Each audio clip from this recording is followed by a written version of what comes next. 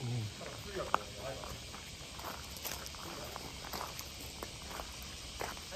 はようございます。おはようございます。しっかり休めましたか？はい、잘 쉬었습니까? 今日一日また萩の方をしっかり勉強してください。 오늘 학이 보는 내용에 대해서 잘 보고 가시길 바랍니다. また日本に来ることがあったら萩のまた寄ってセミナーハウスにも寄ってください。 또 일본에 와서 여기 들리시기를 日本の思い出をいっぱい持って帰ってください。 일본의 좋은 추억을 많이 가져가세요. 여러분, 깜빵이라는 젊은 아픈 일은 경험을 해봐. 잘못해서 맞는 거 아니야? 실습으로 맞는 거지?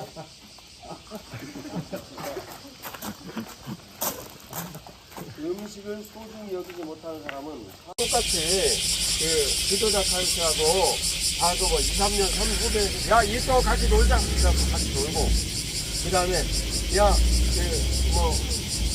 아리토모 같이 놀자. 그래가지고 형, 동생하고 맨날 막대기 같이 싸우고 그 다음에 여러분들하고 고무줄하듯이 여자들이 그런 게 하고 놀고 그렇게 잘하셨더라고. 그러지. 근데 그 인물들이 당내 일본을 바꿔버린 거예요. 누가 생각을 했겠어? 그걸. 아무도 생각을 못했죠. 그러니까 여기 있는 인물이 우선 여기 장군까지 해가지고 약 5명, 6명이 넘어가잖아. 5명, 6명이 넘어가면 여기 있는 애들 뻔하게 보이는 동네 애들이야.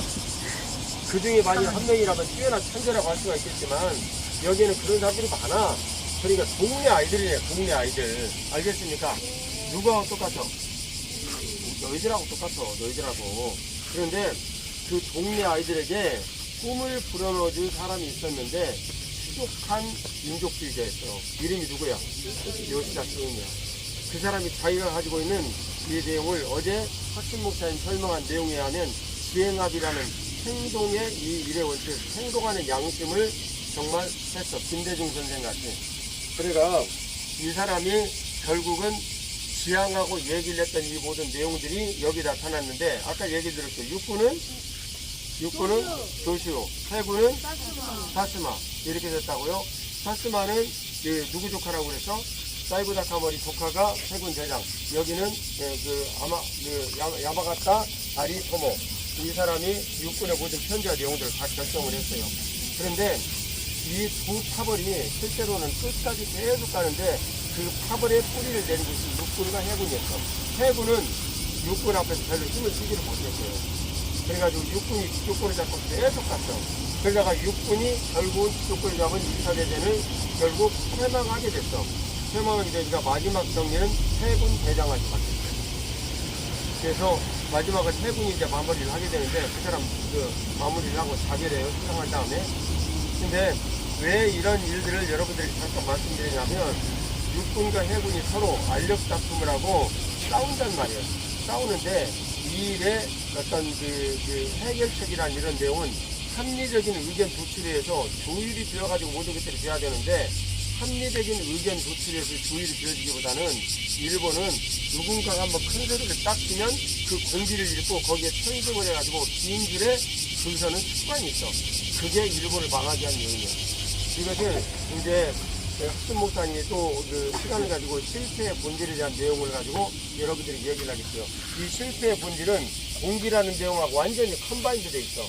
그래가지고 누군가 한번 이렇게 딱 얘기를 하면 아무도 그걸 거절하지 못하고 죽을 줄 알면서 불나방이 불 속으로 뛰어드는 이런 걸 뜻해요.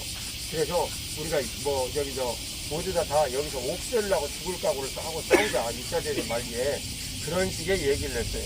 그런 식의 얘기를 하면서 국가 전체를 파멸로 몰아넣은 사람들이 이 조지본의 지도자, 가고시마 센의 지도자들, 그 지도자들이 결국은 이 나라 전체를 파멸로 몰아넣었어요. 그러니까 지도자가 준비되어서 앞에서 큰 소리를 치는 게 참 중요하지만 이 큰 소리를 치는 사람의 이면에 그 큰 소리를 치는 지도력의 바탕에 뭐가 있어야 돼? 실력이 있어야지. 큰 소리를 치는 건 실력이 있으면 되는 거 아니야, 지금. 이제 뭐가 있어요? 어쨌든 전우는 대답을 열심히 좋아하기 때문에 목사님 예뻐하는 거야. 자, 뭐가 있어야 돼요? 뭐가 있어야 돼? 그 당시에는 예수님 전혀 몰랐어요. 예수님 답인데 전혀 몰랐어? 분석력. 또. 잘 들어. 경청을 할 수 있는 능력이 있어야 돼. 지도자는. 경청. 무슨 능력? 경청을 할 수 있는 능력. 경청. 여기 여러분 일본 가차 30년 내용을 보면 이런 내용이 나오잖아. 이 제로센 전투기를 개발한 이 회사는 미쓰비시라는 회사인데, 이 미쓰비시 회사에서 제로센 전투기를 개발을 할 때 이 제로센 전투기를 굉장히 날려버게 해가지고 공격력을 엄청나게 높였어요. 그래서 제로센 전투기를 개발한 이 사람이 가장 심각하게 생각을 하면서 공면의 모든 것들을 디자인한 이런 내용은 제루의정에 입각을 해가지고 어떻게 공기를 타고 신중하게 가느냐. 이제 이것이 제로센 전투기의 굉장히 중요한 내용이었어요. 그러니까 선해가 빠르겠어, 느리겠어? 빨라요. 자, 그 당시에 공중전에서 승리한다는 것은 전부 다 기관총으로 싸워가지고 상대를 격추시키는 문제였기 때문에 어디에 붙어야만 상대를 격추시킬 수 있어? 꼬리에 붙어야 돼, 꼬리에. 앞에 나가면 안 된단 말이야. 그러니까 앞에 있는데 뒤에 스크가 붙어가지고 공격을 했어. 그러면 선회를 나가지고 다시 그 사람의 꼬리를 공격을 해야 돼. 근데 이 제로센 전투기가 그게 굉장히 잘 되었던 거야. 그래서 그냥 미군기들이 꼼짝을 못했어. 그래서 미군들이 이 문제를 듣고 서로 그 브레인 스토밍을 했단 말이야. 뇌 스토밍, 폭풍. 그래서 브레인 스토밍을 하면서 갑론을박 얘기를 모았어. 근데 미국은 합리주의적 가치관을 철학으로 가지고 있기 때문에 합리주의적 가치관을 철학으로 가지고 있는 사람들이 서로 토론을 하면서 최대의 안을 도출했는데 그게 뭐냐면 첫 번째, 적들이 오는 걸 미리 탐지를 하자. 그래가지고 레이더라는 걸 개발을 했어. 적들이 오는 걸 탐지를 하자. 그 다음, 두 번째, 이 적들이 오는 오는 이 사람들을 탐지를 해가지고 공중 높은 곳에 숨어 있자. 그래가지고 얘들이 딱 오면은 뒤에서 후미로 공격을 해가지고 하자. 그러면 후위에 붙는 게 되잖아. 근데 후위에 붙는 거 되는데 일본 애들은 젓가락이나 이런 걸 하면서 섬세한 이런 전투력이 굉장한데 미군은 전투력이 돼 안 돼. 몸도 이만하고 그리고 총도 M1 소총 일단만하게 길고 안 돼. 그러니까 총을 쏘면 이 총이 잘 안 맞아. 제가 미국의 나사 박물관을 갔는데 거기서 에이스가 전시되어 있었어요. 에이스는 뭐냐면 비행기를 10대 이상 격추한 사람을 에이스라고 부르는데 거기에 미군 에이스가 한 명이 딱 손 잡고 이렇게 딱 서 있었어. 뭐 어떻게 서 있었어? 21대인가 5대인가. 딱 어떤 비행기 격추한 거야, 이 사람이. 일본 비행기 격추한 거야. 그 대단한 사람이지. 근데 그 밑에 3개의 에이스를 해가지고 싸우는데 일본군이 하나가 딱 나와. 근데 이 일본군이 51대인가 55대인가를 격추를 시켰어. 일본군 에이스가. 어떤 나라 비행기야? 미국 비행기야. 이게 프래그마티즘, 실용주의자들이 갖는 태도예요. 자기 나라의 비행기를 그렇게 격추를 했는데도 불구하고 거기다가 기록을 해서 본 거예요. 이해가지고 나사 박물관에 가면 꼭 찾아가지고 읽어봐. 자, 이게 그런 것처럼 이게 선회를 해가지고 해야 되는데 이건 안 되는 거야. 그래서 이 사람들이 아주 야마토 거함을 세계적인 거함이에요. 당시 세계 최대 거함인데 이 야마토 거함 이런 걸 앞세우고 거창한 행보를 하면서 전쟁에 나갔다고. 그리고 제루센 전투기가 있으니까 우리는 이길 거라고 확신을 했어. 근데 뚜껑을 열어놓고 보니까 어떻게 돼버렸어? 완전 대패해버렸어. 그 책에 나온 내용이야. 왜 그래서? 레이더로 감지를 해가지고 보니까 일본군이 오고 있어. 쟤들은 오는 것 자체가 자기들이 적들이 알지를 몰라, 미군들이. 그러니까 미리 야 올라가 그래가지고 공중 높은 곳에 올라가지고 숨어 있었어. 근데 자기들 비행 소리가 있으니까 상대방의 비행기 소리 못 들어. 구름 뒤에 숨어 있었어. 얘들이 밑으로 싹 지나갔어. 급강하해가지고 내려가가지고 가서 뒤에서 기총소사를 하는데 미군들이 소통 실력이 형편없다고 맞아 안 맞아? 안 맞아. 그런데 그 미군들의 조종사의 문제를 이 과학적으로 해결을 했는데 어떻게 했냐면 이 총알이 적이 가까이 가면은 인지를 하고 스스로 폭탄처럼 터져버리게 만들었어. 근데 그 일이 즉표를 바란 거야. 왜냐면 제루센 전투기는 너무너무 기체를 가볍게 하기 때문에 곳곳에 연료를 저장을 했어. 몸에 조금이라도 남는 데 있으면. 그런데 이게 빵 터져가지고 붙으면 기체가 가볍게 하기 위해서 철판 이런 걸 많이 덧대지를 못했기 때문에 그냥 바깥 터져가지고 붙어가지고 제루센 전투기가 거의 폭망하듯이 떨어져 버렸어. 이해가 되죠? 중요한 내용은 그 다음에 이들끼리 모여가지고 회의를 했어. 자, 여러분, 여기, 일본 가서 30년 이렇게 휴일을 내가지고 나온 결론이 뭐였어? 이것도 아니겠어. 어? 근데 왜 몰라? 자, 내린 결론이 뭐냐면, 이거, 베르센 전투기에다가 두꺼운 철판을 입히자. 레이더를 개발을 하자. 의견이 나왔어. 근데 한 중자가 별 3개가 딱 일어나가지고, 이렇게 정신머리가 썩은 인간들이 어디가 있나? 전투는 정신력으로 하는 것이다. 무슨 레이더 같은 그런, 레이더 같은 그런 기계 나부랭이들을 가지고 전투를 하려는 생각을 가진단 말인가? 그러니까 공기를 읽고 사람들이 모두 다 고개를 탁 숙여버렸어. 그리고 전쟁 진 거야. 자, 지도자는 경청을 해야 된다. 모두 다 내가 오를 수가 없어. 경청을 해서 그 의견들을 모은 사람이 지도자예요. 알겠습니까? 자, 여기에 육군 그 모든 편제를 만든 야마가타 그 아리토모 이 사람도 일본에서 대단한 지도자고 영웅이야. 그런데 그렇게 다 만들어 놔봐야 어떻게 되는 거예요? 경청을 하지 못하면 다 죽어. 다 죽었어. 다 죽었어.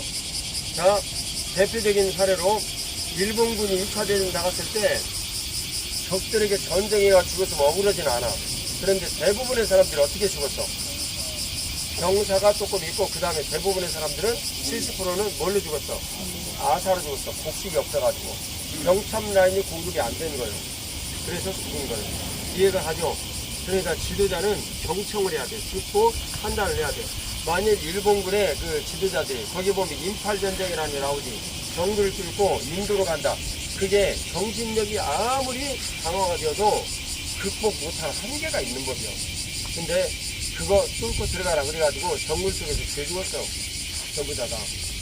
그러니까 이 문제들을 해결을 할 수 있는 유일한 방법은 어떤 거냐면 모든 참모들의 의견을 다 듣고 종합적으로 판석을 해야 돼. 종합적으로 판단을 할 수 있는 능력을 무슨 능력이라고 그래? 군사분력. 알겠습니까? 자, 이제 돌아가서 지금 여기 돌아가서 가는 학교는 어디냐면 여기 있는 사람들이 거기 이름이 병원이 뭐였지? 명륜관인데 이 명륜관에서 요시다 스님이 가르쳤고 그리고 그 29세 때 이 사람은 죽었으니까 그 뒤에 남아있는 모든 사람들이 다 여기 가서 가르쳤는데 일종의 학파를 이룬 거예요.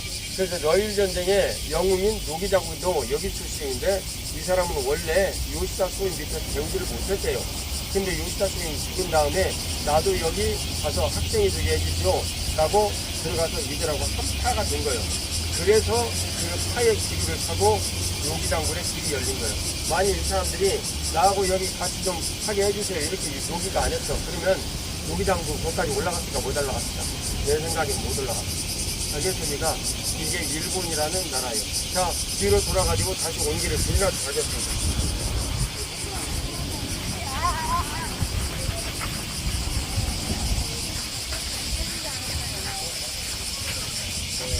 가 아니니까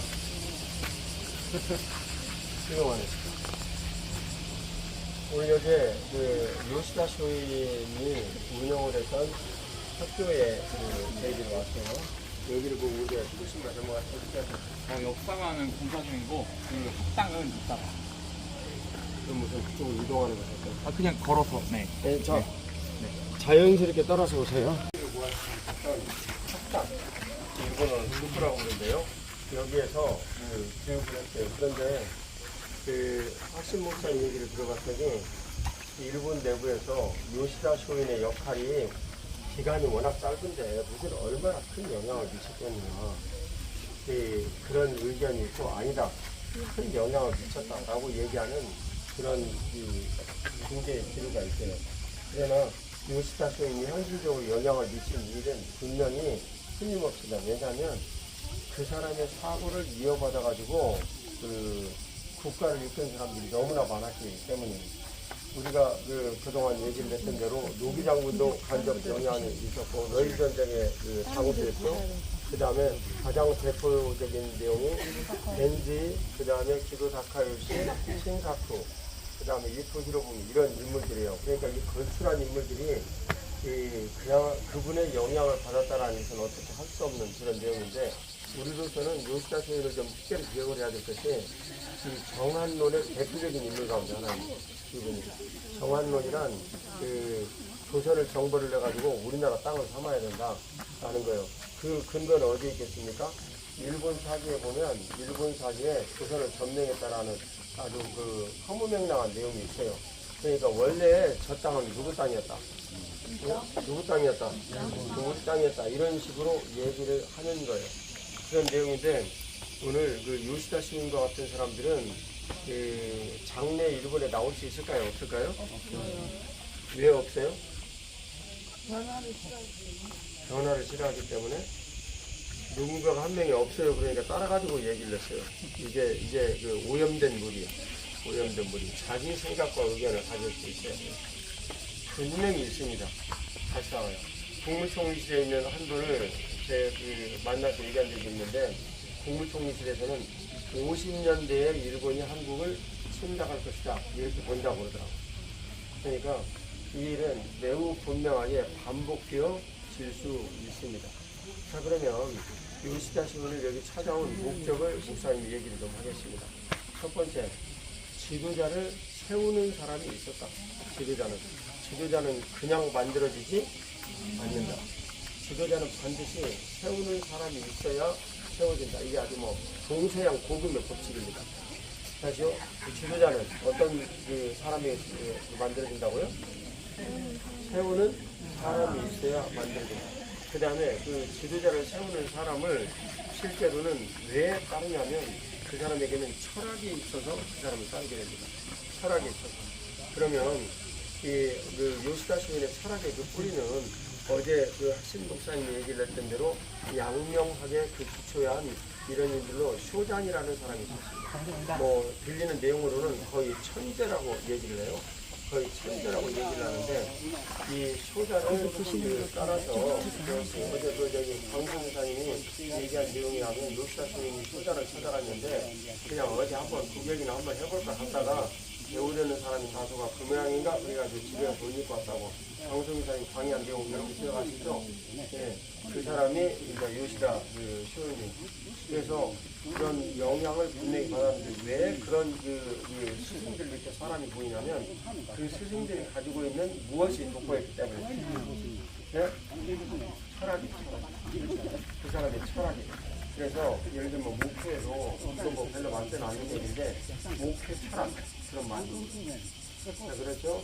어제 기업에 대해서 강의한 정진호 집사님의 철학은 뭐였습니까? 네, 기업과 선교 그런 얘기 정확하게 얘기를 하면 그 기업가의 선교 그런 말입니다. 기업과 선교 이런 그 말인데 그런 철학이 모든 것들을 지배를 하는 거예요. 그러니까 지금 우리가 온 이 노정을 세 가지로 여러분들에게 지금 나눠서 제가 설명을 하려고 지금 여기 모시고 왔는데 첫 번째는 현상을 본다. 여기도 현상을 보는 자리예요. 그런데 현상을 보는 자리가 그쪽 가고시마와 이쪽 조슈거는 내용이 달라요. 그래서 이 가고시마는 굉장히 치밀하게 준비를 했고 여기는 치고받고 하면서 준비를 했어요. 치고받고 하면서 그래서 여기는 영국하고 프랑스 이 세 나라 어디지 싸우니까 미국, 영국, 프랑스, 네덜란드, 미국, 영국, 프랑스, 네덜란드 이 네 나라하고 싸웠어요. 그러니까 반골 기질이 엄청나게 센다는 거예요. 그러니까 한국으로 얘기하면 저기 함경도하고 전라도 이쪽으로 얘기하면 딱 맞아요.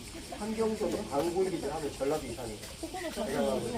근데 그 전라도 사람들이 반골 기질 내가 전라도 사람이 많아. 저는 전라도 사람들에게 단오날 태어난 사람이에요.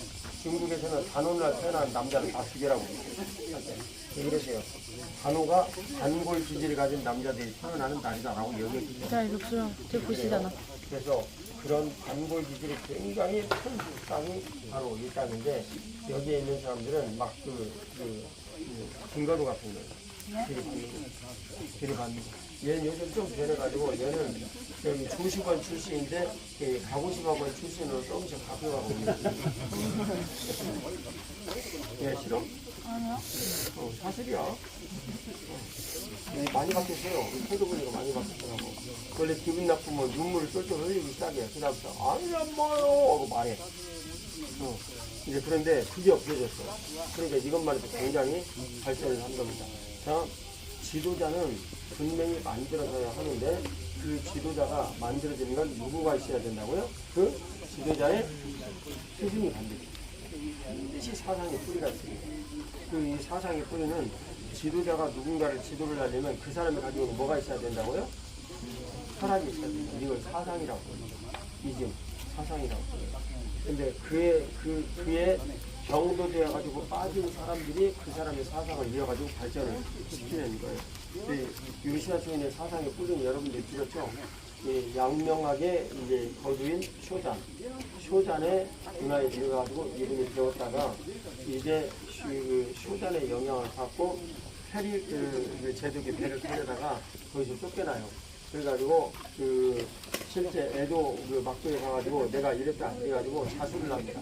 자수를 해가지고 쇼잔도 감옥에 갇히듯이 유폐되고, 그리고 이 사람도 대가를 치르고 여기 주주변에 감옥 여기 와가지고 감옥살이를 하면서 그 내부에서 사람들 맹자 뭐 이런 걸 가르치기 시작했어요. 논어맹자 이런 걸 가르치기 시작을 했어요.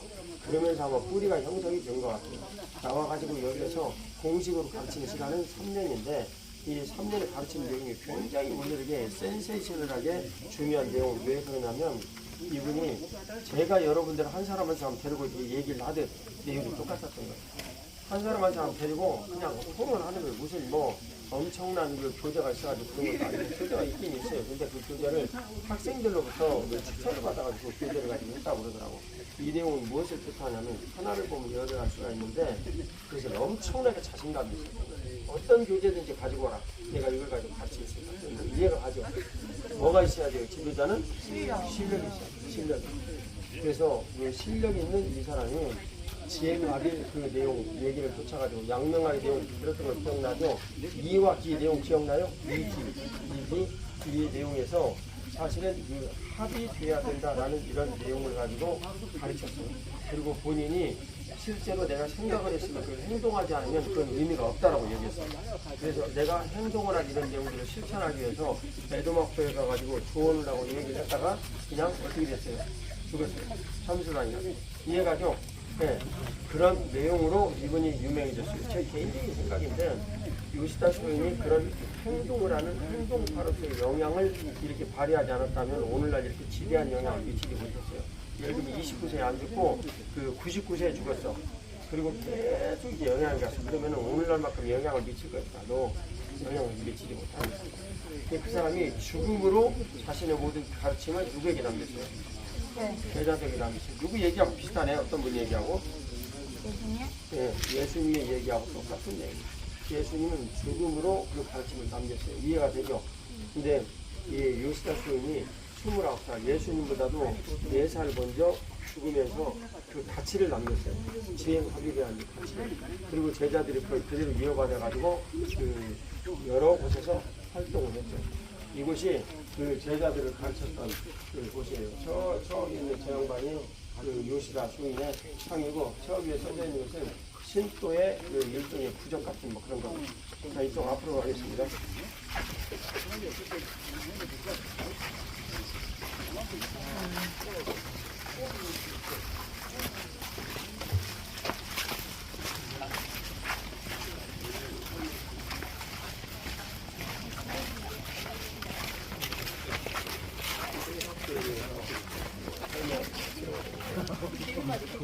자, 이쪽으로 와서 모두 보세요. 이맛은 여기 제자들의 모습입니다. 제자들. 자, 잘 보입니까? 자, 왼쪽 위부터 목사님 설명하겠습니다. 왼쪽이 풀파카 벤지. 이 사람은 요시다 쇼인 문화 중에서 가장 똑똑하고 머리가 좋았다고 알려지고 있습니다. 그래서 요시다 쇼인의 그런 양명학이나 서양학이나 철학적인 이론을 가장 고스란히 물려받은 사람이에요. 이 사람도 뭘 한 거야, 결국은? 자결은 아니고? 알았으니까 어떻게 한 거예요? 행동했어. 그래서 나는 존황 양의를 추구한다 하면서 결국은 그 내용을 끝까지 추진하다가 어떻게 됐어요? 암살? 그렇죠. 네. 결국 이제 그 역적으로 몰려서 자결하게 됐어요. 자결하게 됐어요. 역적으로 자기까지 스스로 뛰어든 거예요. 그런 부분도 이제 스승과 똑같은 게 가고요. 그런데 이 쿠사카 겐스이가 제공한 존황양이, 존황양이가 무슨 뜻인데 존황? 황제는 뒤에 계신 분이고 이번에는 천황이라고 부르지.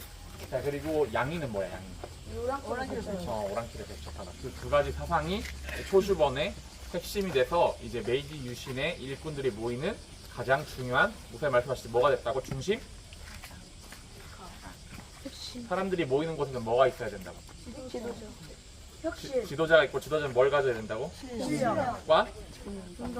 경청한 능력. 목사님 아까 말씀하셨잖아요. 방금 아니 그게 아니고 자신감. 야 얘들아 그게 아니고 그 누군가가 얘기를 하면 핵심을 파악을 해야지.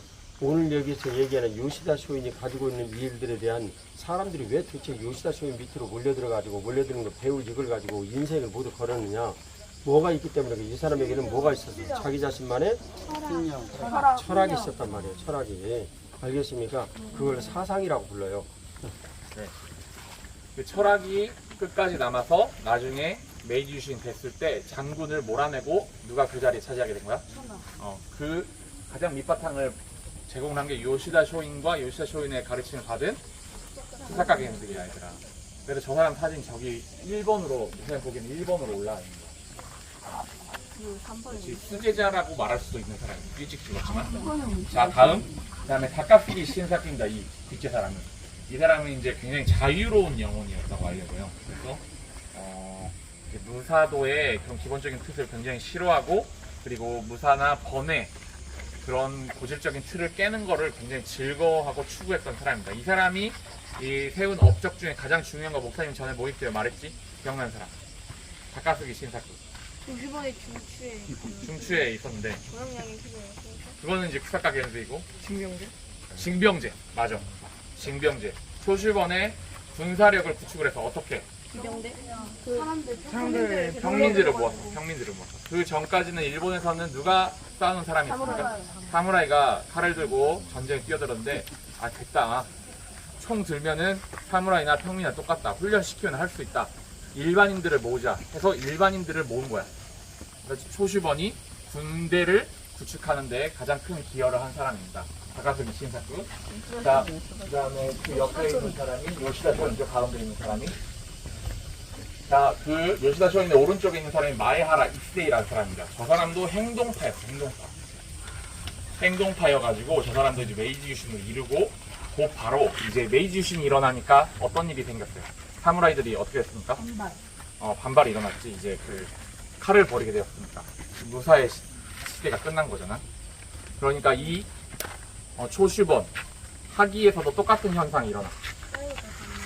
세이난 전제가 똑같은 현상이 하기의 난이라는 게 일어나. 그 하기의 난을 이끈 사람이 저 마에하라 이세이라는 사람입니다. 그래서 여기도 결국은 이제 수구 세력이 대협 세력과 부딪혀서 큰 고충을 겪게 되고, 이 하기시의 하기성은 무너지게 됐던 거죠. 여기서 똑같은 일이 일어나는 거예요. 자, 그 옆에 가장 그렇지. 그 사진 알고 있는. 기도 타카요시는 굉장히 신중하고 그리고 지적인 차분한 사람이었어요. 그래서 많은 내용들을 수집하고 사람들을 모으고 움직이는 일을 할 수 있었습니다. 그 목사님 오늘 아침에 말씀하셨죠? 우리 이제 뭐 할 때 인격이 드러난다? 그런데 이제 예를 들면 목사님이 이제 말씀하실 때 밥 먹을 때 해서는 안 되는 행동 대표적으로 3개 말씀하셨잖아. 그 품위가 없게 먹기. 두 번째는 골고루 편식하지 않기. 또 하나는 같이 먹는 사람과 멋지지 않고 허겁지겁 먹어버리기. 그러니까 그런 사람들은 뭐에 자격이 없는 거야? 주제에 소양이 없는 거지. 그러니까 그거를 보면서 드러나는데, 반대로 말하는 기도 타카요시는 그런 부분이 준비가 잘 되었던 사람이에요. 굉장히 차분하고 사람들을 아우를 수 있는 포용력이 있고, 그리고 지적이고, 사람들이 굉장히 많이 따랐어요. 그래서 이제 요시다 쇼인이 일찍 죽었지만 다카스기 신사쿠도 일찍 죽어. 뭐죠? 폐결핵으로 엄청 일찍 죽어서 사람들. 그런데 그런 사람들이 일찍 죽은 후에 초슈반을 계속해서 이렇게 사람들을 부르고 소슈반의 우두머리로서 이끌어간 사람이 누구입니까? 기도 타카요시. 이 사람은 반발 기질이 강하고 행동파가 많은 초슈반에서 마음이 어땠다고? 차분했어. 그래서 이 사람은 도망을 굉장히 많이 쳤어. 자, 어저께 그 사츠마번에서, 그 사츠마 박물관에서 테라다야 사건이라고 본 거 기억나는 사람? 테라다야 사건이라고, 이제 에도의 그 경비대가 사이고 타카모리, 사이고 주도, 그런 이제 그 개혁세력들이 모여있는 곳에 쳤지. 그래가지고 그 사람들이 완전히 숙청당한 사건이 있었는데, 그때 저 구조사건에서 현장에 있었어요. 가장 일찍 도망갔어, 가장 일찍.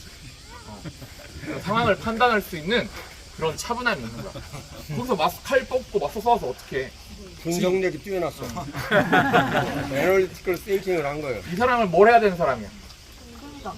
메이지 유신을 해야 되는 사람이니까, 개혁을 일으켜야 되는 사람이니까, 중요한 건 여기서 칼 뽑고 싸우는 거야, 뭐 하는 거야? 도망가야 돼. 그래서 생애에서 도망간 번이 뭐 엄청 많대, 이 사람.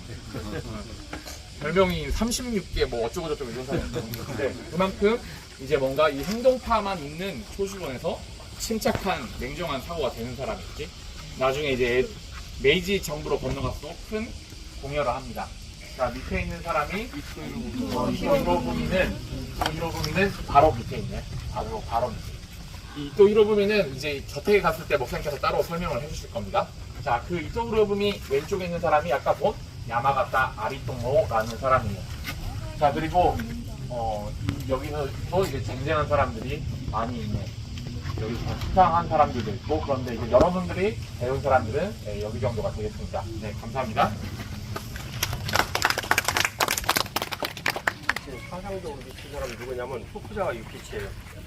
후쿠자와 유키치가 학문의 자유에 대한 내용을 얘기를 한 걸 몇백만 부? 네? 300만 부가 모두 팔렸어요. 그래서 모든 지배적 영향력을 미쳤는데, 이분은 그런 것이 아니지만 비록 3년의 짧은 시간이지만 지배적 영향력을 미쳤어요. 어떻게 해요? 한 사람은 책으로, 한 사람은 제자를 기억하죠. 출발하겠습니다. 뭐 똑같은 옛날 집이니까. 똑같은 옛날 집이에요. 평범한 가운데 태어난 사람이 그 공부가시아를 휘어잡고 흔들어 놓은 거예요. 이해가십니까? 네. 그런데 이 사람이 공부가시아를 휘어잡고 흐른 가장 큰 이유는 무엇 때문이었습니까? 무엇 때문이었습니까? 스승 때문이었습니다. 대개 스승 때문이에요. 스승 때문에 이 모든 일들이 이루어진 거예요. 그러면 여러분들이나 아니면 이토나 조건은 똑같아요. 누구한테 무슨 내용을 듣고 배우냐에 따라서 인생의 모든 가치와 내용들은 다 바뀝니다.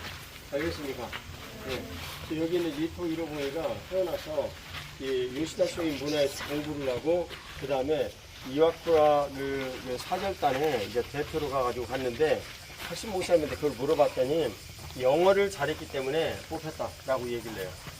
그 당시에 영어를 잘할 수 있는 길이 쉬웠겠습니까? 어려웠겠습니까? 어려웠습니다. 굉장히 어려웠습니다. 굉장히 어려웠어요.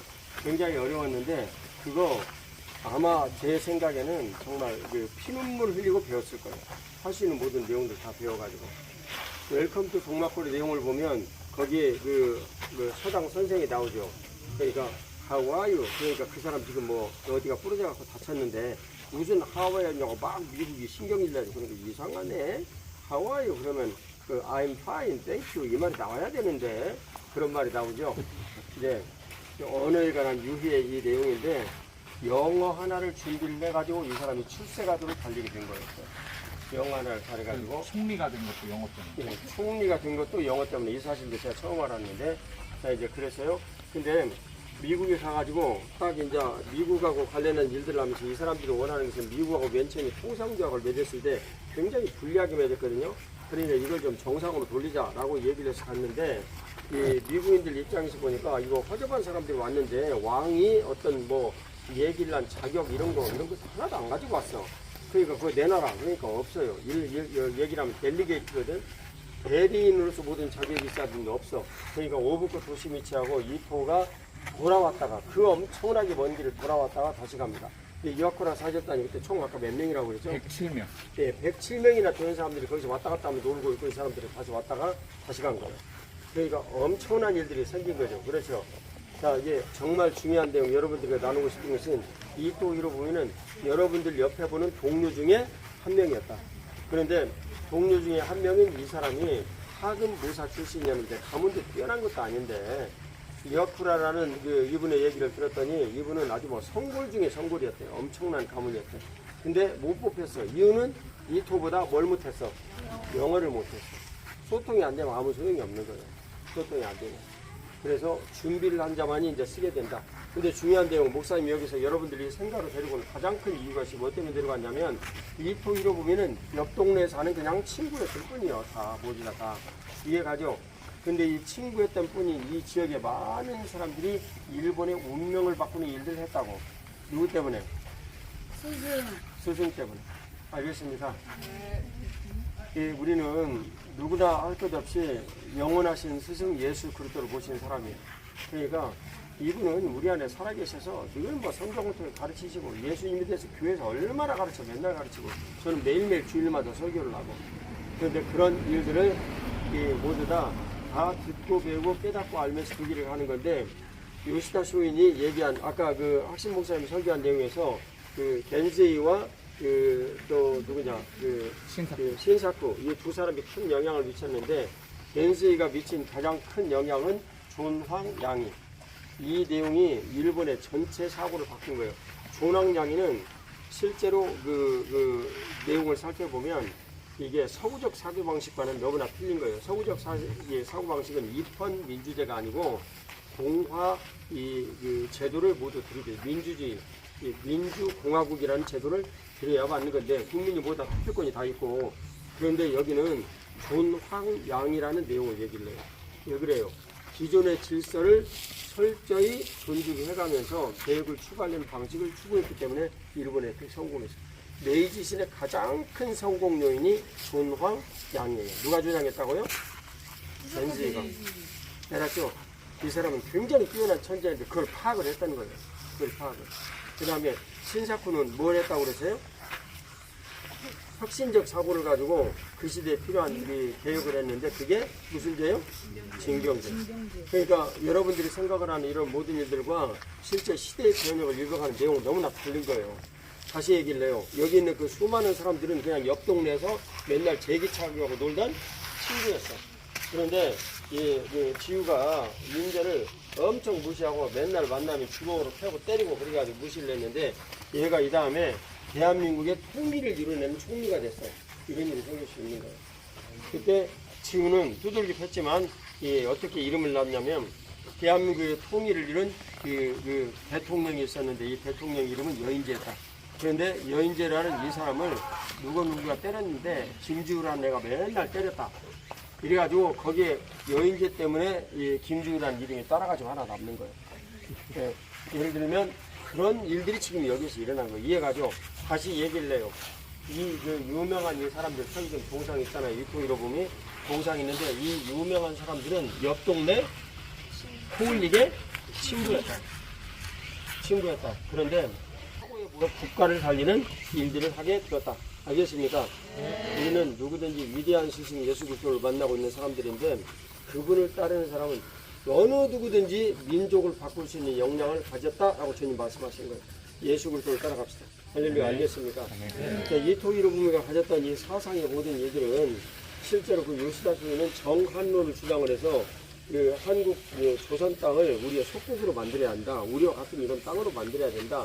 실제 어느 정도는 성공하는 것 같았어요. 왜냐하면 2차 대전을 싸우면서 한국과 그러니까 조선과 일본이 같이 싸웠다라고 이들이 얘기를 하는 것이 사실 그 증거예요. 그런데 여러분들이 생각하건데 2차 대전을 미국이 졌어. 아니면은 적당한 선에서 휴전을 하려고 그랬어요. 일본에서는 이거 안 되겠다 얘기를 해가지고 하려고 얘기를 해서 그런데 그런 이제 상황에서 그 휴전이 되어지고 그리고 일본과 미국은 그냥 서로 강대국으로서 남았어요. 그러면 조선의 독립은 어떻게 됐을까? 미뤄졌어요. 네.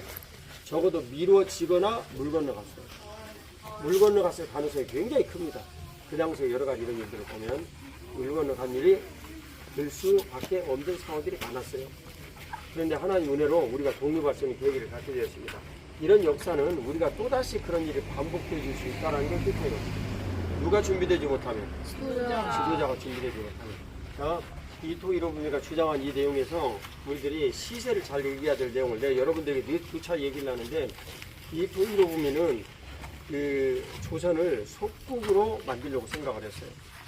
그런데 이토 히로부미가 저격당해서 죽고 난 다음에 이 조선은 어떻게 되어버렸어요? 일본과 합병이 돼가지고 언어도 없어져 버리고 창씨 개명이 일어났어요.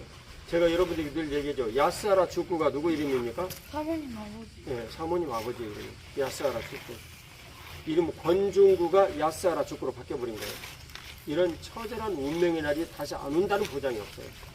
여기 있는 일본 그 민족은 누가 나서 해가지고 주창을 하고 딱 얘기를 하면 누구나 할 것 없이 그걸 따라가야 됩니다. 안 따라가면 안 돼요. 그게 공기요. 그래서 언제든지 따라가게 돼 있는데 따라가게 돼 있는 데에 대한 경청, 합리 이런 것이 한번 이들 가운데 딱 나타나기 시작하면 없어요. 여기는 무조건 해라 하면 하고 그 다음에 순종하고 따라가야 돼요. 그 때문에 사실은 죽은 거예요. 이게 실패의 본질의 핵심 내용입니다. 핵심 내용. 자, 이쪽으로 가서 이제 보겠습니다.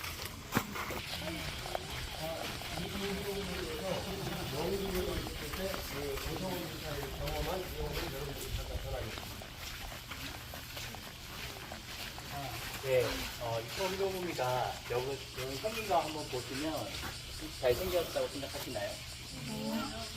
자세히 보시면 약간 원숭이처럼 생겼죠. 처음에 영국 갔을 때, 유학 갔을 때 영어 못하고 그리고 생긴 것도 이상하고 키도 작고 해서 영국 학생들 굉장히 무시했던, 그래서 별명이 노란 원숭이였대요. 그래도 스승의 가르침을 잊지 않고 내가 여기서 영어 하나는 진짜 제대로 배우고 가야겠다 라고 결심을 하고 여기 온 이상 영국의 발전된 문물들을 반드시 배워서 일본에 가서 우리 일본 국민들을 이제 삶을 향상시켜야겠다, 그런 정신을 놓치지 않고 그러한 무시와 갈등 속에서도 열심히 공부를 했다고 합니다. 네. 네. 참 그 굉장한 교훈이에요. 자, 오성훈 시장님 박수 한번 보내주세요. 이게 이게 한자가 아니에요. 공작. 예, 이제 자유를 받았어요. 공작 이토 히로부미. 자, 그러면 이제 여기서 우리 출발을 해가지고 그 히로시마로 이제 돌아가겠습니다. 이제 돌아가지고. 잠깐만 보시죠. 예.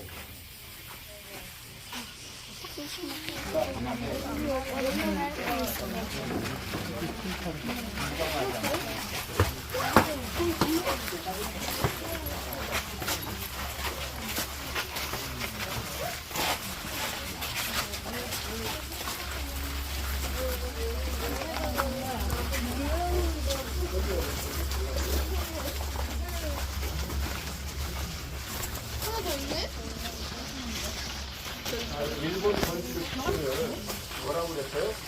이상해서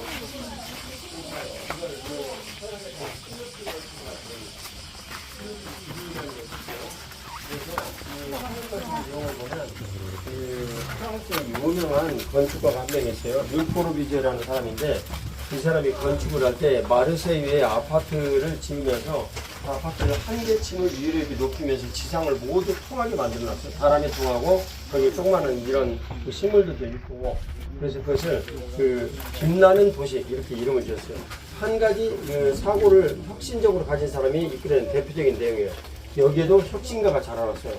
이 혁신가도 똑같은 집에서 똑같이 자라났어. 그런데 누구를 만나가지고 변했어요? 네. 스승을 만나가지고 변했어요.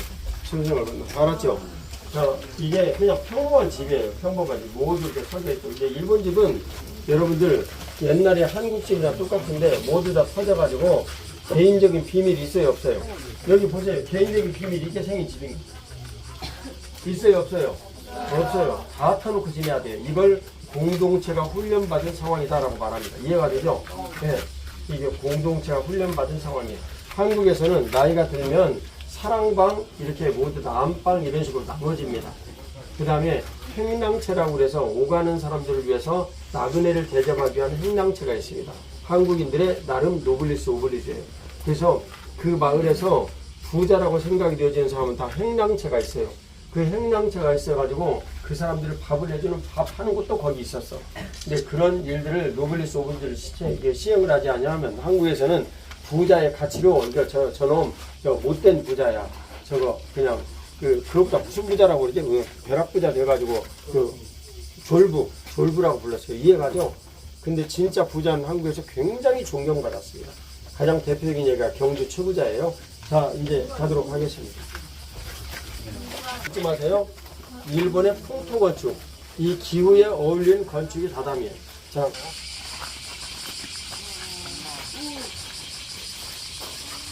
차 있는 대로 다시 돌아가도록 하겠습니다. 얼른 보고 나오세요.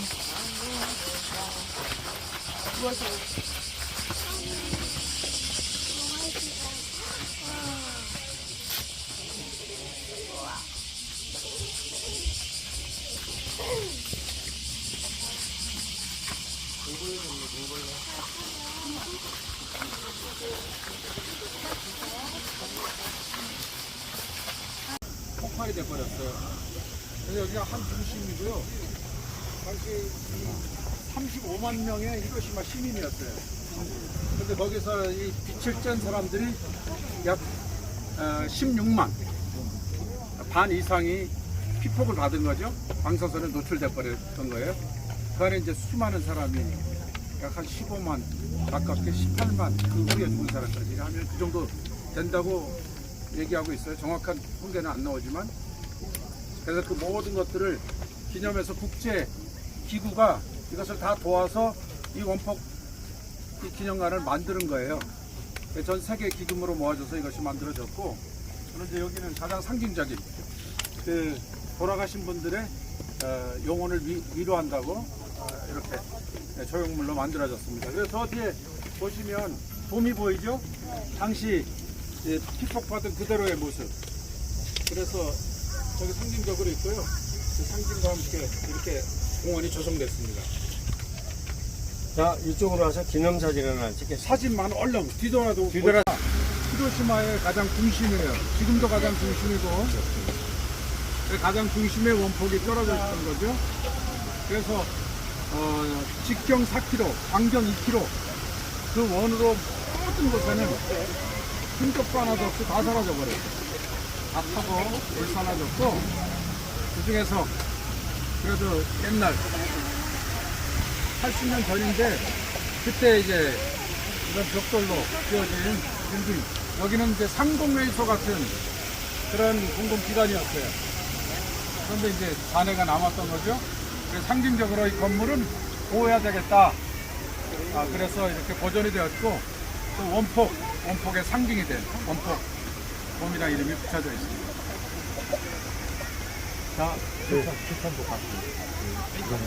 자, 원폭이 터지면 원폭도 핵심은 10억도까지 온다고 올라가고, 그러니까 만일 사람이 들어가면 흔적도 사라지고 사람은 유기물이니까 하고 없어져 버리고 탄소만 남고 10억도. 그 다음에 피폭이 되어진 그 장소가 7,000도? 네, 7,000도까지. 그러니까 만일 600m 상공인데 거기에서 10억도의 그 온도가 전달된다면, 첫 번째 온도가 전달되는 것은 그 열선으로 전달되겠지. 적외선, 이런 그 열선. 그 다음에 대류, 이걸로 공기로 전달되겠지. 근데 맨 처음에 열선으로 전달될 때 사람이 흔적도 사가지고 없어져 버리고, 그 다음에는 대류가 일어나. 근데 10억도 정도 되어지기 때문에 거기 있는 공기가 어마어마하게 달궈져가지고 순간 공중으로 엄청난 속도로 올라가기 시작해요. 그러면 밑에가 공동이 되겠지, 이제. 공동이 되어지면 주변에서 그 공동이 되어진 거기로 공동을 메꾸려고 주변에서 바람이 불어오겠지, 그지? 이 기압의 차이 때문에 여기도 뭐 기압이 형편없으니까 여기로 막 엄청난 속도로 바람이 불어오는데, 그때 바람이 불어오는 이 속도가 너무너무 커서 실제 원폭이 떨어져가지고 생긴 피해보다도 그 피해가 훨씬 심하게 된대요. 네. 그래서 여기에 이제 그런 일이 생겼고, 나가사키는 여기보다도 조금 피해가 적었는데 그것은 분지로 되어 있어가지고 그랬습니다. 여기를 상징적으로 얘기한 성사님 설명한 대로 원폭돔이에요. 원폭돔. 여러분들이 이제 지금 제가 얘기한 내용을 잘 들어야 스피치 할 수 있어요. 스피치 할 수 있고, 이 일은 누가 잘못했다 잘했다라고 말하기가 굉장히 어려운 사건이에요. 원폭돔은. 이걸 누군가가 주제로 삼아가지고 얘기를 하면 상이 있습니다. 알았죠?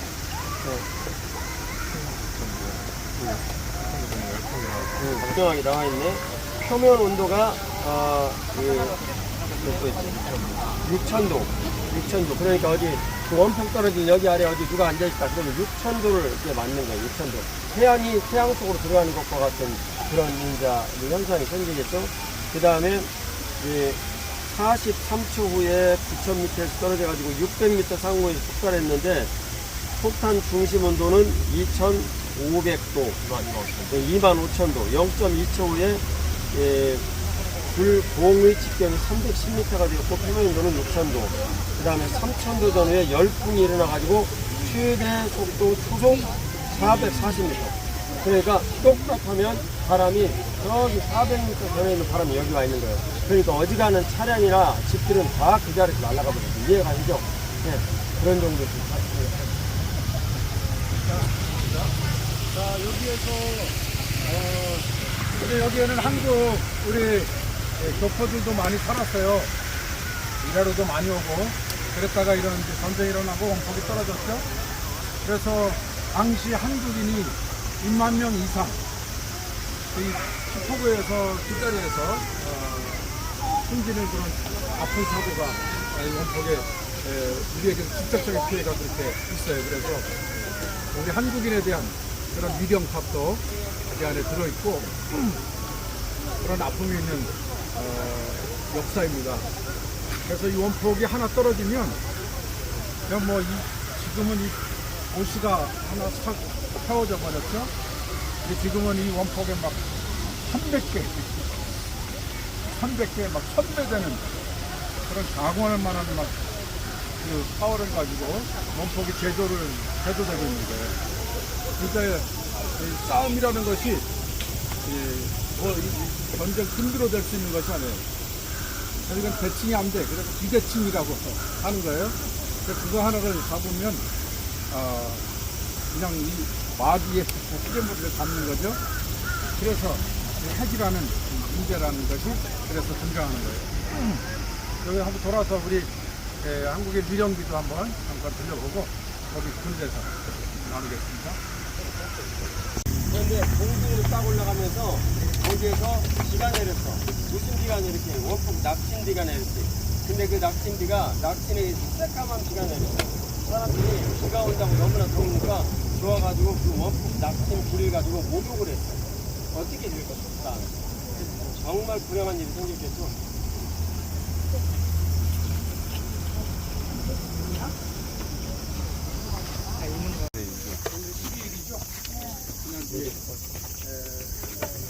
떨어진 날이었고,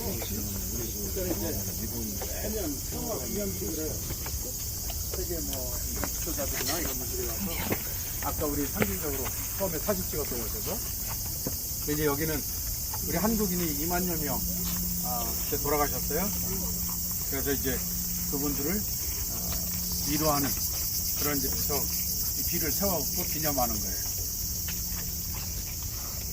여기도 보면은 8월 6일 투하했고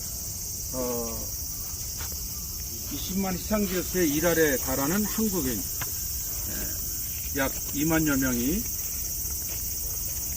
사상을 당했다 이렇게 기록하거든요.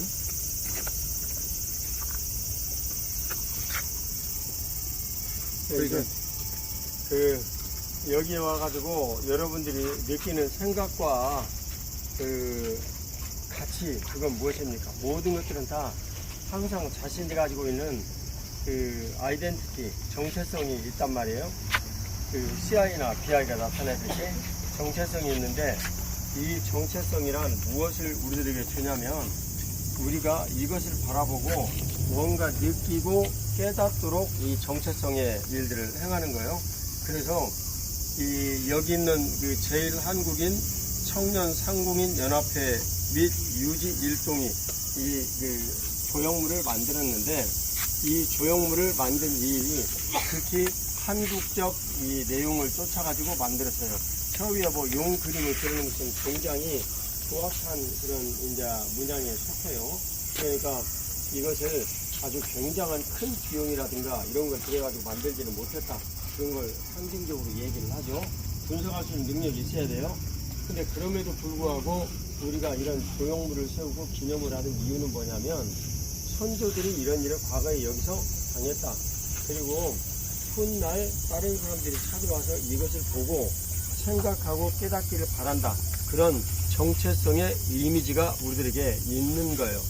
그러면 이 모든 원인은 어떤 일로부터 생겼냐면 히로시마 상공 600m에서 터진 그 속의 온도는 약 7,000도, 그 다음 그 600m 상공 아래에 있는 곳에 전달이 되어진 이 온도는 약 아까 몇 천도라고 그래서? 예? 25,000도가 그 온도였고, 여기는 약 6,000도. 그런 정도 되었고, 초속 460m인가 되어진 정도 바람이 불어왔어요. 그래서 여기가 순식간에 그냥 폐허가 되고 말았습니다.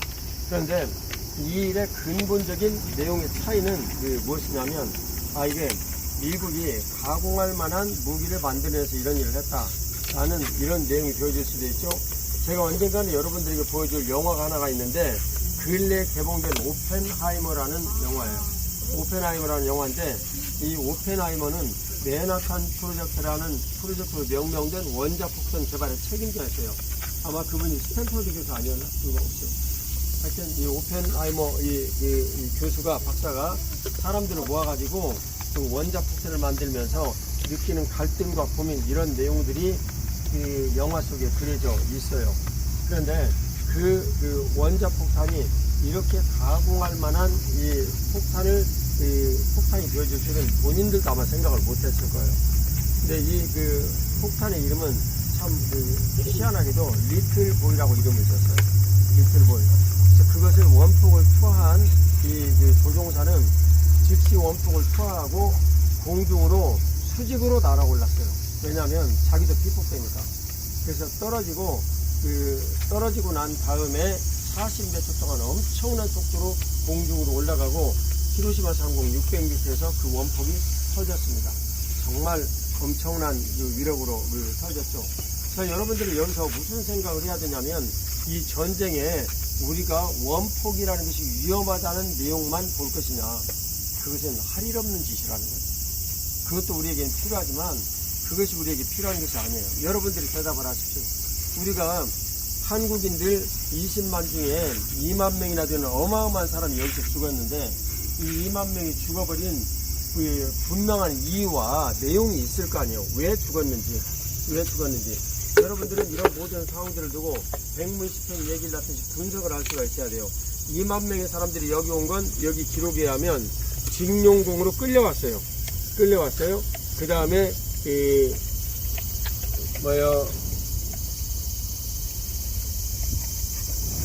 군인으로 오기도 했고요. 일본 군으로 끌려오기도 했어요. 그 다음에 군인과 관련돼서 일을 하는 사람들, 그 다음에 일반 학생들, 그 다음에 살러 온 일반 시민들, 이런 사람들이 모두 합해져서 약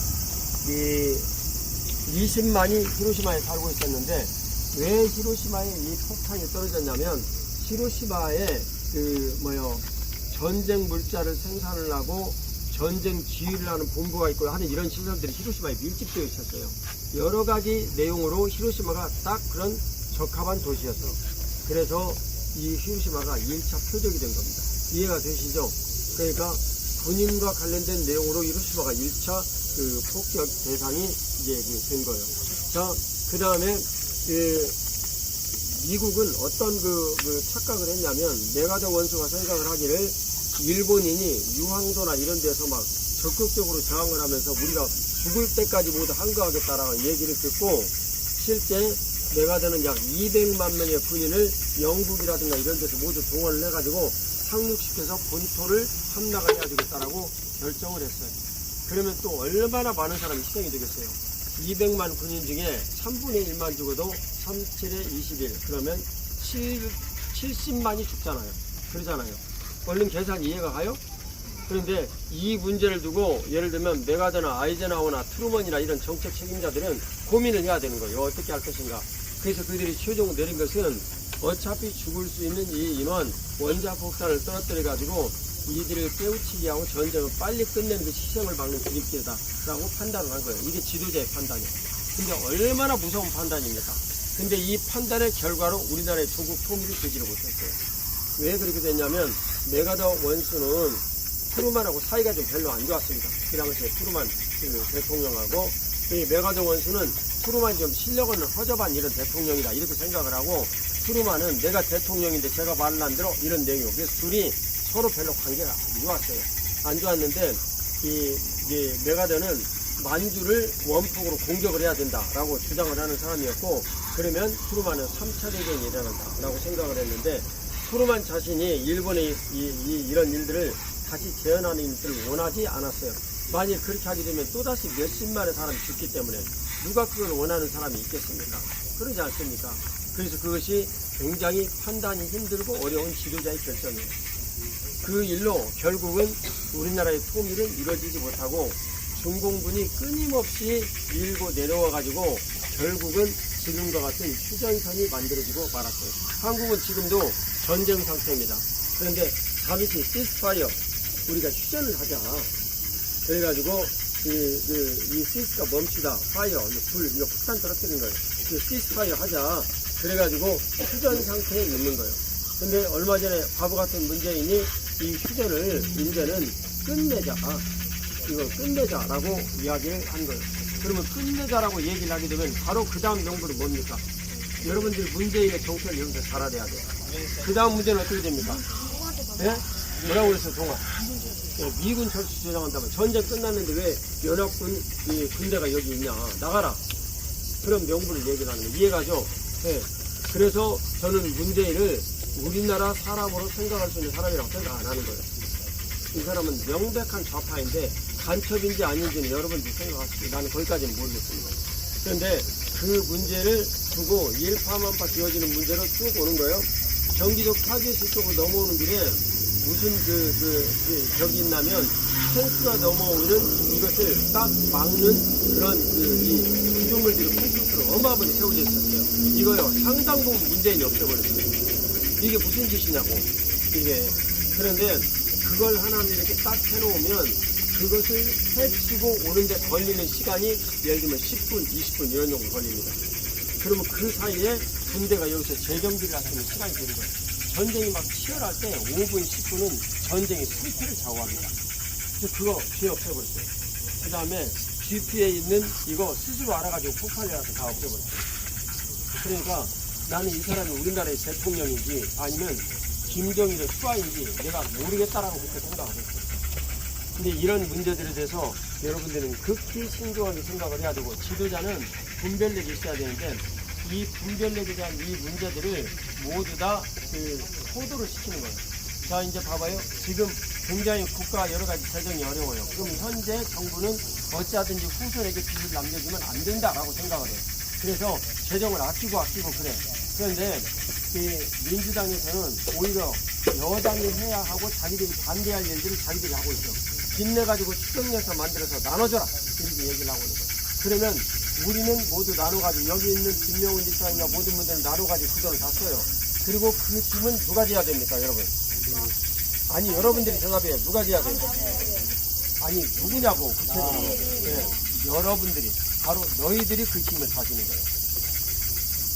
이거 명백하게 생각 잘해야 된다고. 알겠습니다. 이 문제들을 신중하게 생각을 해야 돼요. 다시 얘기하자면 그 양반은 부산에서 인권 변호사였어요. 딱 좋을 뿐이었어요. 그런데 좌파들이 휘둘린 거예요.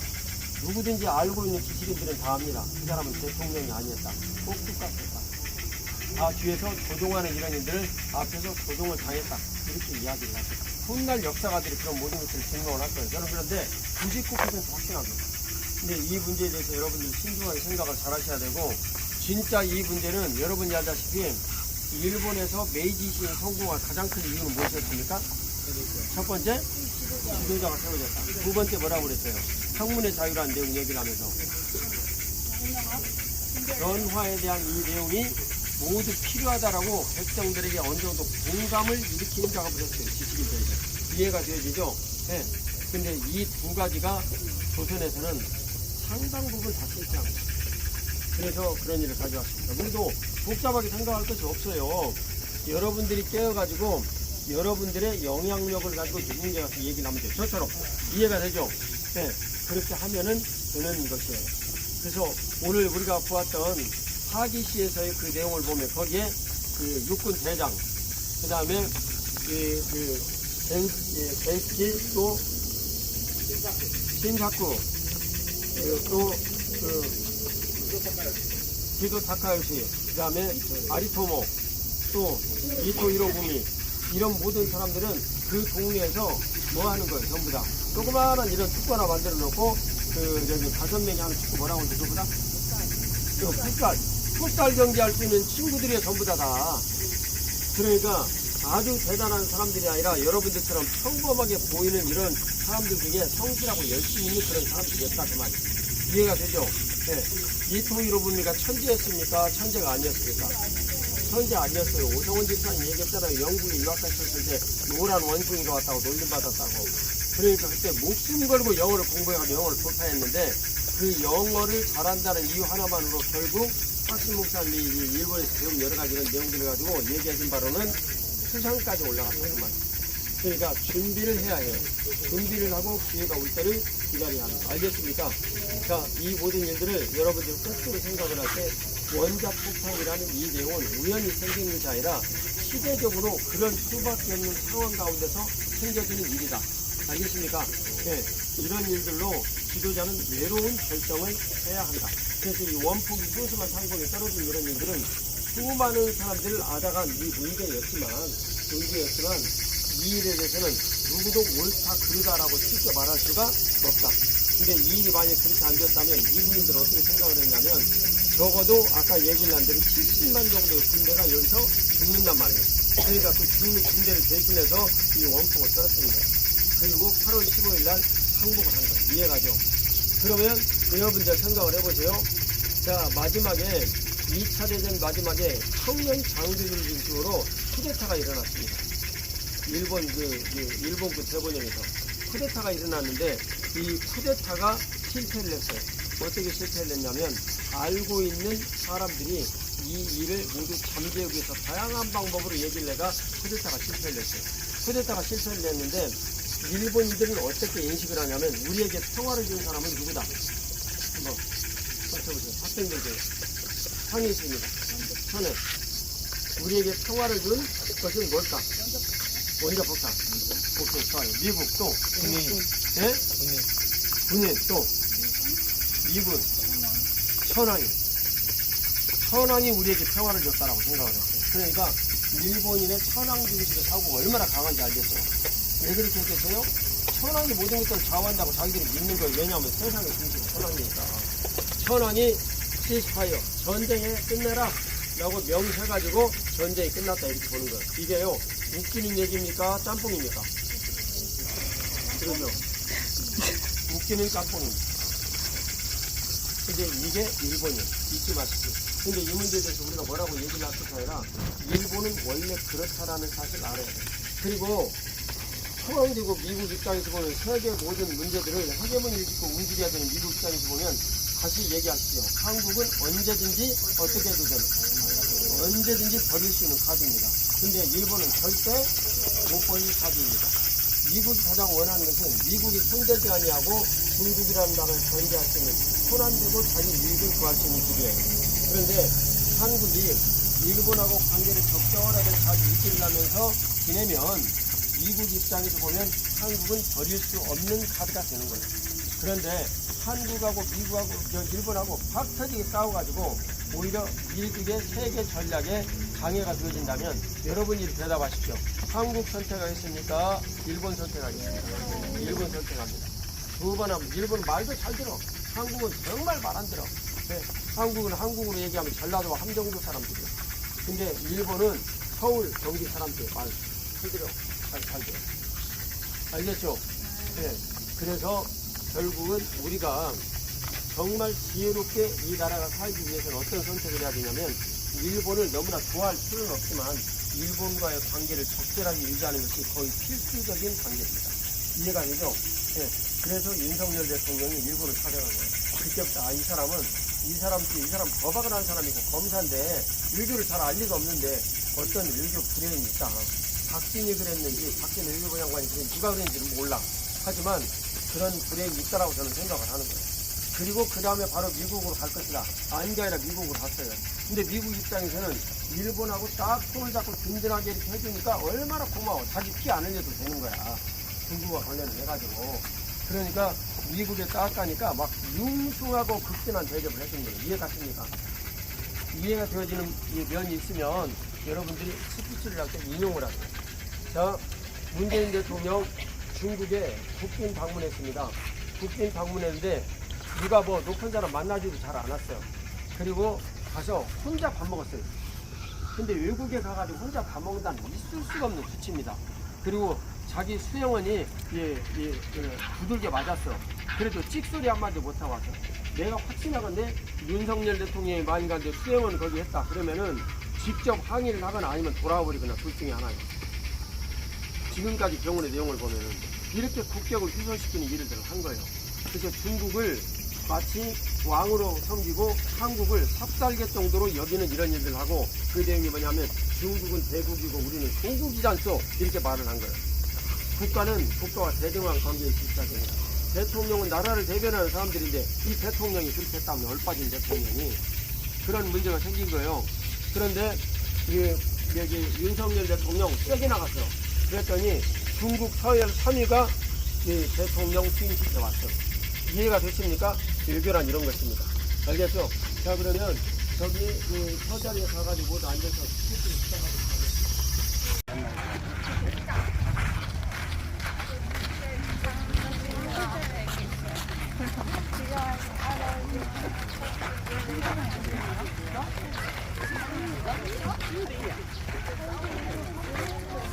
천수각이라고 불러요. 저 보안도 하고 있는데, 근데 여기 다이묘들이 옛날에 서로 싸웠기 때문에 보존을 위해서 굉장히 중요한 이치를 냈는데 이 성의 가장 큰 방어수단은 해자예요, 해자. 이리 와보세요. 이리 와보세요.